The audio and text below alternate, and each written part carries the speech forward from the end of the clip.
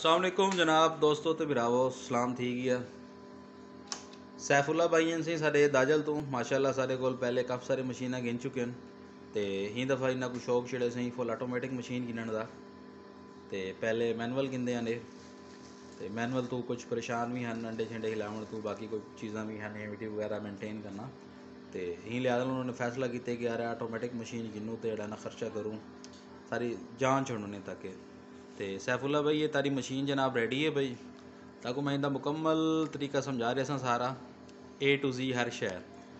तो वीडियो तुसा गौर ना लिखनी है एक एक पॉइंट को नोट करने। तो वीडियो देखने तो बाद जरा ना ताकि इंशाल्लाह कई शायद परेशानी कहना उसी कहीं को पुछण दी या को कॉल करने की लोड़ कहना पोसी। ये जनाब रहेगी नोई टाइम ये जी वैल्यू आती पई है ना ये 37.9 ये सारा हाईवे टैंपरेचर ठीक है। ये जी नमी आती पई है जी मशीन के विच है पई ये मशीन के अंदर की नमी वे ये मशीन के अंदर का टैंपरेचर ही वे पिया। अच्छा ये जोड़ा है 37.8 ते 65 ये अस सैट किया हुआ है 37.8 से एक सैट किया है एक 65 से सैट किया हुआ है। ये जिमें जोड़ा है ना ये अंदरों का जी नमी है पई ये एक पॉइंट घट थी 60 से पहुँची ये पे आटोमैटिक ह्यूमिडिफायर चल पे जिमें वो 60 से पहुँची है ह्यूमिडिफायर चल पे। तो इतों तक मैं खोल के भी दिखा देना ये लाक लगे नहीं दे तो ये पे ये नमी बने पे भाप बनती तक नज़र आती पई उस। अच्छा जी ये जिमें ही क्या दिन को नमी पूरी करे सी ये बंद थी वैसी। अच्छा ये टोटल अस 4 बल्ब लाइन 2 छोटे लाइन थे 2 अस 60 वाट वाले ला दिते 2 छोटे ला दिते। हीट जिमें पूरी करे सन आटोमैटिक चलसे नॉर्मल तरह तरह 2 बल्ब ही चलसे नहीं तो जिले हीट घट हो सी ज़्यादा घट हो सी मशीन खुले सो तो वाल चारों चलसे उमें नॉर्मल 2 ही चलसे। अच्छा हुण जड़ा ना ताकू मैं इहदे सिस्टम समझा रहा वहाँ ये जड़ा पानी वाला बर्तन ये निशान लगा पे ही निशान का तुसा पानी रखना इहदे कोल नहीं रखना तुसा पानी दे उनके बाद अडाप्टर है पिया अडाप्टर की जी है ना इको इतना ला दसो ये सिर्फ नमी वास्ते पिया अडाप्टर ना ये जड़ा नमी वाला भाप वाला सिस्टम है उनके वास्ते पिया इको इतना तुसा स्विच ला रहे तो इतना पानी भर के खाने को बंद कर रहे होने इतना सारा काम खत्म थी गया। उनके बाद इको बटन को तो बेसो खोलने वास्ते इंपोर्टेड रोलिंग ट्रे लगे पे नहीं टैंपरेचर सारा अलहमदुल्ला हर जगह बिल्कुल बराबर है ताकि मैं वीडियो के एंड दिखा भी देसा। तो ये सारी ट्रेज लगे पे इतना तुसा जड़ा है ना क्या दिन को रखने जनाब अंडा अंडे के डेटा लगे ने 18 दीवार तक अंडा हिंदुते रासी 18 दीवार बाद अंडा चाह के इतों तले जाली से शिफ्ट कर देसो ही जाली ते एक ट्रे का अंडा आसी ठीक है। तुसा अगर स्टैप बाय स्टैप लेंदे पे हो तो एक ट्रे का ही अंडा आसी अगर तुम कट्ठे लेंदे पे हो तो उनके हिसाब न जड़ा ना ताको मैं ट्रे बई भी नाल ले देसा 2 ट्रे में दे देसा।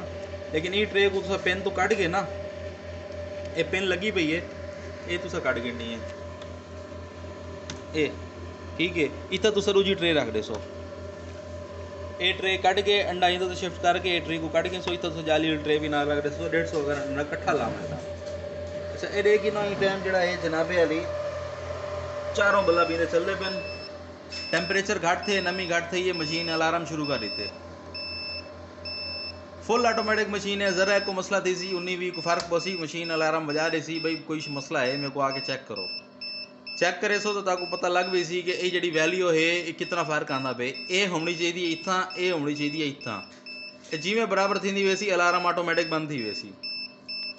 अलार्म तुसा अगर बंद करना चाहते हो तो ये बटन एक दफ़ा तुसा दबा रहे सो इन टाइम में क्या नहीं दिंदा पे क्योंकि वैल्यू काफ़ी घट है भाई ठीक है। जिमें नॉर्मल रूटीन है जैसी ऑटोमैटिक अलार्म इहदे नाल वैसे बंद थी वेंदा आउंदे।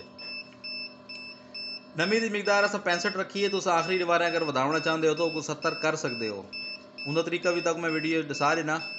18 दीवार बाद जल्ले अंडा इत्थू ला के तुसा इत्था रखे सो तो तुसा इको 70 कर दे सो ह्यूमिडिटी को ताकि सारा जो मजीद डेड इन शैल का मसला है हल थी वैसी रिजल्ट सारा मजीद बेहतर आसी। यही टाइम ह्यूमिडिटी पूरी थी नहीं पई है ये जो वैट का है पिया निशान ये ह्यूमिडिटी का है पिया जिमें ह्यूमिडिटी पूरी थी सी इतों लाइट बंद थी वैसी अंदरों ह्यूमिडिफायर भी बंद थी वैसी।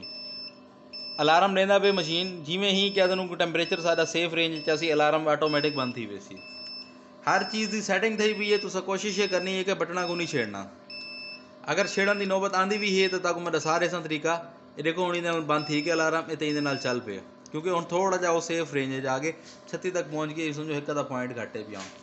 अच्छा सैट बटन तुसा एक दफ़ा दबाने एक दफ़ा ही को दबाया सैट बटन को ठीक है। उनके बाद ओके वाला बटन दबा रहे होने तुसां दूजी दफ़ा, ये इतना आ गई 65 नमी, एक तुसां ये हीवे इहदे नाल तुसां वधा रहे सो, एक 70 करके तुसां ओके कर रहे होने, जिमें ओके किते ठीक है, ये ऑन थी कि 70 ते करके ऑटोमेटिक बंद थी वैसी। आखिरी दीवार तुसां नमी दी 70 करनी है, नॉर्मल दीवार जिंदी नमी जी है और जनाब 65 ही रासी। इको मैं दोबारा ओके करके ये गिनो तरीका वीडियो गौर नाल 100 तक समझ आवे सी। ये 65 असा कर दी है दोबारा, ताकि जड़ा है जी सारी सेफ रेंज है पई उहदे विच ही रहे। अच्छा जिमें इहदी हीट पूरी थी सी, ये सारा कुछ बंद थी वैसी।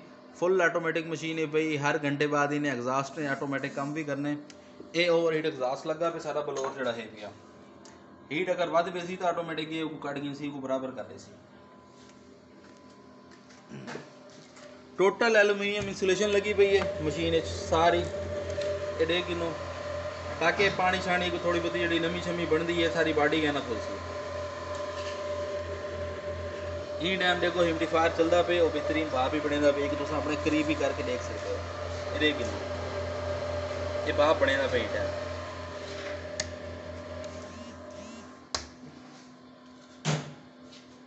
सिर्फ तुसा आखिरी दीवार ह्यूमिडिटी को सैट करने उस तरीके में ताकू दसा देते मी, उनके अलावा मजीद कोई सैटिंग भी नहीं छेड़नी, सारा कुछ ऑटोमेटिक थींदा रसी।